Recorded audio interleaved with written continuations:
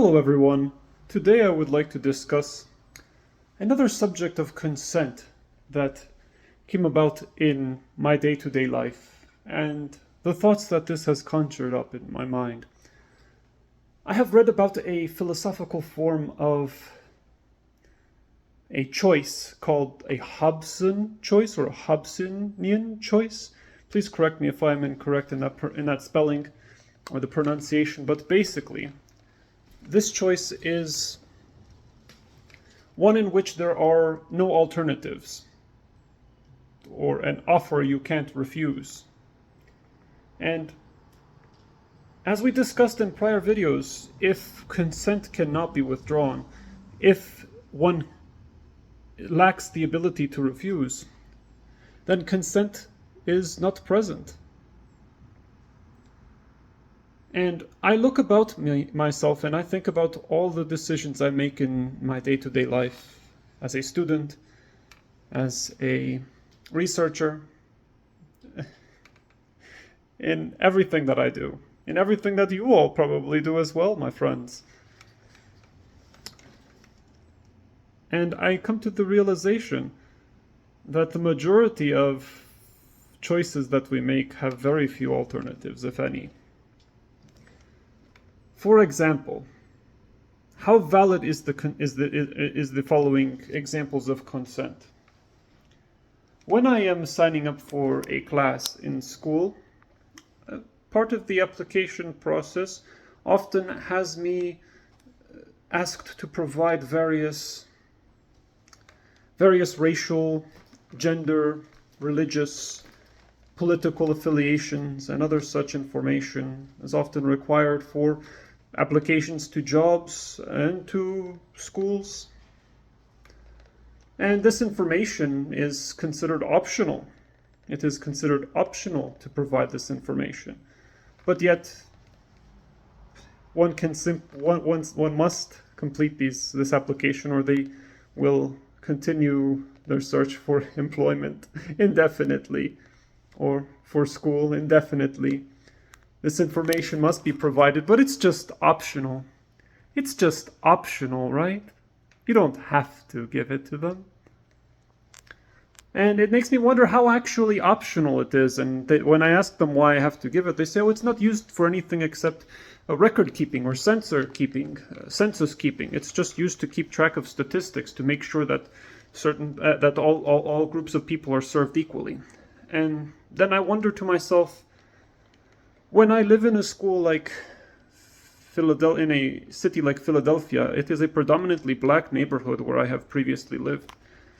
And in this neighborhood, there is a school, and in this school, Community College of Philadelphia, there are a majority of white people.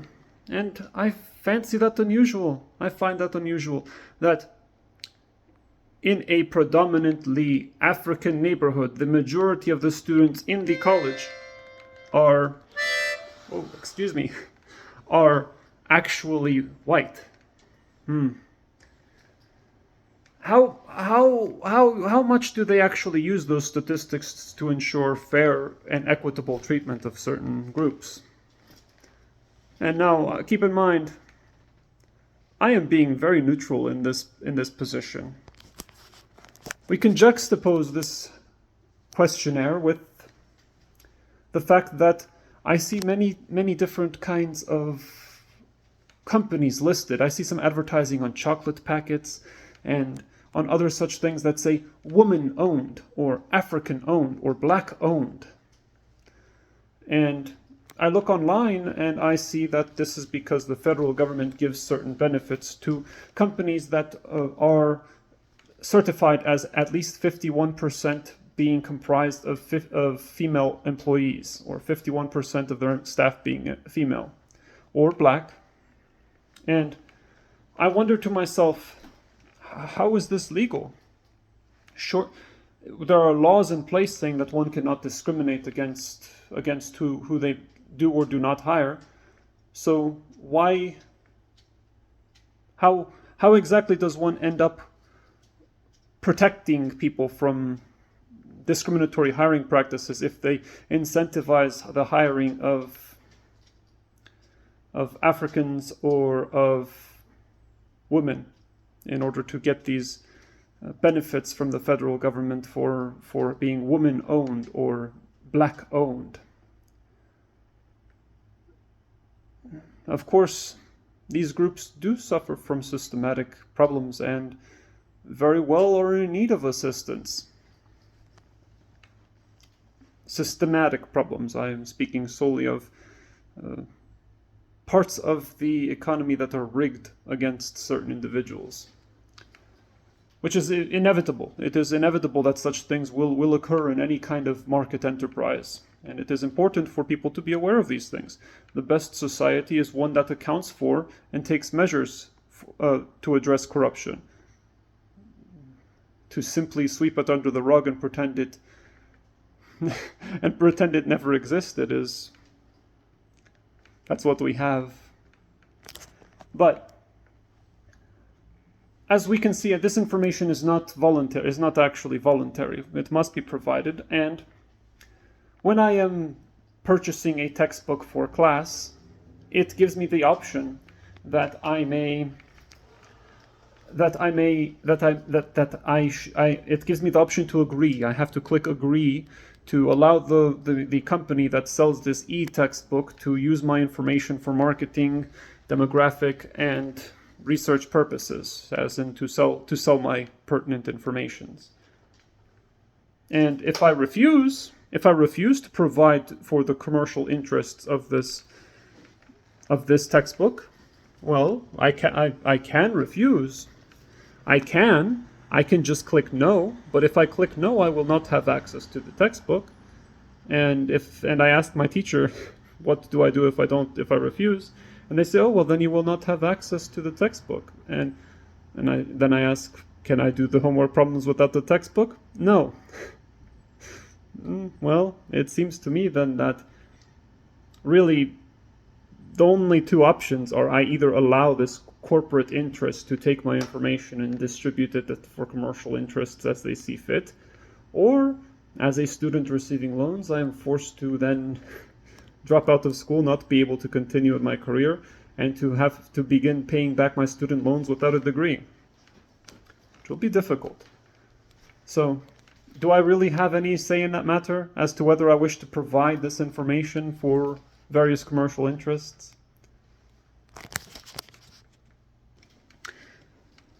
We can take this even further. Of course, there are many videos discussing constructive consent, such as, for example, how much is an apartment really worth? How much is a house really worth? Where I live, houses can cost around $700,000 easily. I can go and stack up some sticks against a tree near a river, and I can cover it in plastic bags, and I will have a very uncomfortable place to live. But it's free. Is a $700,000 house worth $700,000 solely because of the labor and materials involved in its production? Well, there are many such channels discussing this kind of consent. If this kind of consent particularly is of interest to you, feel free to let me know in the comments. But it's obvious that in our society, the consent that we provide is almost always at duress. I cannot think of any single instance in which any important decision is made in such a way so that consent is preserved. For example, if you want to have a job, you need to have a car, you need to have clothes, you need to have a place to live, you need to have an address. It's mandatory. You need those things. You need to have an address. You need to have access to running water. You need to you cannot refuse these things. You need to have a job. You need to have a car. You need to have a house. You need to have food. You need to there is little alternative in the face of all of these things. But something else also caught my eye.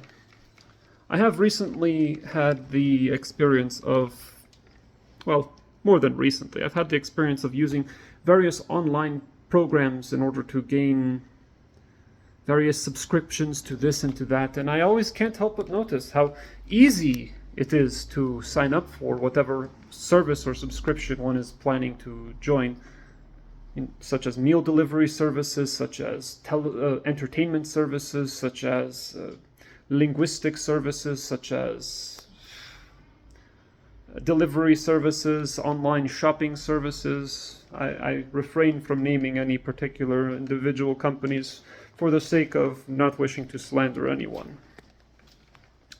But it is so easy. It is this easy, my friends. I click, there's a big button right in my face. As soon as I am on the website, there is a big button that says, try now, free trial, free trial, free trial, free trial. Click here, free trial, sign up now. And it's a big button, you can see it right away, and you click on that button, and whoa, my telephone has all my information, all my credentials from previous purchases already saved and revved up and ready to go. So I may simply press once on the button to bring up the pay screen, and then with the pre-saved information of my phone that has all my bank pertinence, I can just with another click, I can sign up for it, for this free trial that will begin automatic payments of however much after a free trial period of 7 days or so. And I wonder to myself, it's so easy. It is very easy. In 2 clicks, I can already establish this obligation, and they will automatically bill my card. They will automatically bill my bank account, and I better remember to cancel that free trial membership, or else they will charge me. If I don't like it, I'd better remember it. And we live in an age of information. I don't know about you, but I know I have many subscriptions to various services online because I process information for a living. So I need translation services, I need linguistic services, language lessons, I need a lot of things like that. Mathematical assistance, a lot of different things. I really wish to refrain from going into details, but many subscriptions. And it is quite frankly a task in of itself to keep on top of them. I'd imagine that many people who also engage in entertainment services have many accounts, many subscriptions as well, and I wonder if they all keep track of them so well. So then I wish to cancel these subscriptions, and where do I go? How do I do that? Well, on one of these companies, I couldn't find where to cancel, and so I called them. And I asked them to cancel my subscription, and they said I had to do it online.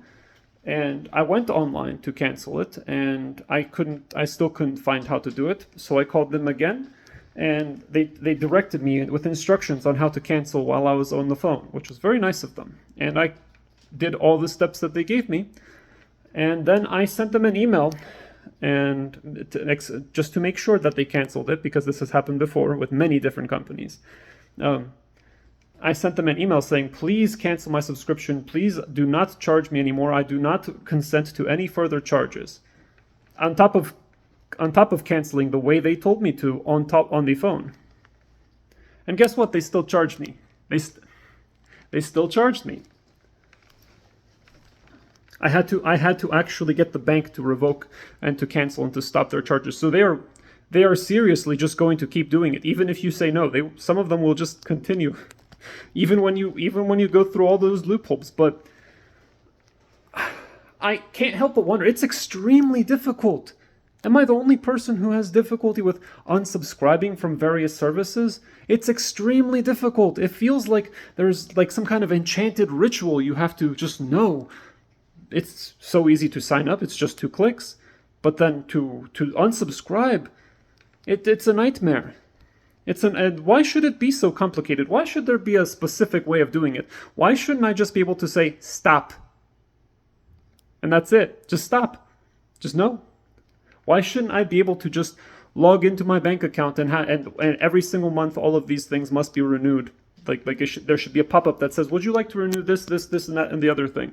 And if I do not say yes, it should just cancel.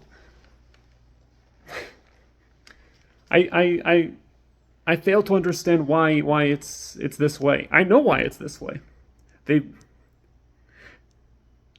is in their interest for you to forget. It's in their interest for you to simply have recurring payments without knowing about it. It's easy for them to just bypass your consent, and it benefits them to do so. I was rebooting a computer the other day, and the program that was rebooting, it said, would you like to add your credit card information for easier transactions online? And I said, yes, sure, that sounds convenient. I often enjoy being able to quickly make payments without having to enter my credentials every single time. That's very useful for me. But then the next page, once I clicked enter, the way that the screen was rebooting, it did not let me make use of my mouse, and I had to use tab enter, tab enter, tab enter to navigate. And it as you know that is very inconvenient. But the only option that it gave me was, on the next screen it said, once I entered my credit card information, for the purposes of making future payments. Okay? For the purposes of making future payments. That's why I entered that information. The next screen said, would you like to use this information to sign up for a free trial of XYZ program? It's free for 3 days, and then it's charged. It will charge you $99.99 every month, or every year, I should say. But I don't want it. I didn't want it. But there was nowhere else for me to press. There was literally just continue. It literally just said continue. There was no exit. So it's either I lose access to my computer or I have to press continue. And they said, oh, congratulations, you've been signed up for so forth and so forth. So then I had to cancel my subscription separately. But they were assuming that I would forget, right? They were assuming I would forget or that I would struggle. And I have loved ones who are elderly, and they frequently pay hundreds and hundreds of dollars in all of these subscriptions just from navigating the internet and accidentally signing up for things. So they definitely do make a lot of money off of people's forgetfulness. They definitely do make a lot of money off of people's unknowing, involuntary, uninformed, and irrevocable consent. That's not consent. We currently live in a society that makes money from violating people's consent. Almost every single transaction, including, I will go further, even the employee, when he takes out his phone and he looks at his Facebook, he is technically robbing his employer. We live in a society in which consent is nothing but a tool. And I think we should change that. I think consent should be the foundation of society. I would like to know what other experiences you have had with consent in society, in these choices, in these one-sided offers you cannot refuse. Please let me know your thoughts. Thank you for visiting my channel. God bless you all. I love you.